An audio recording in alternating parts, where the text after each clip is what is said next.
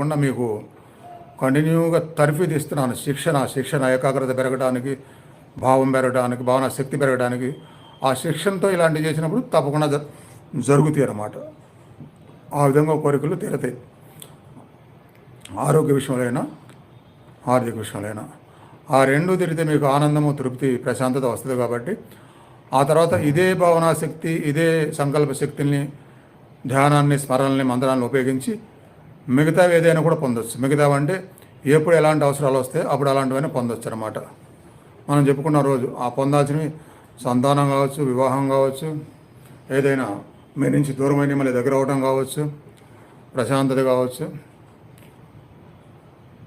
అట్లా ఏది మనసులో పెట్టుకుంటే అది పొందే విధంగా మీరు ఈ ధ్యానాన్ని, నామస్మరణల్ని, మంత్రాలను ఉపయోగించుకొని ఫ్యూచర్లో చేసుకోవచ్చు. ఇది అర్థమైపోతే అలాంటి భావాలకు సంబంధించిన మంత్రోచ్చరణ, నామస్మరణలు నేను ఒకదాని తర్వాత ఒకటి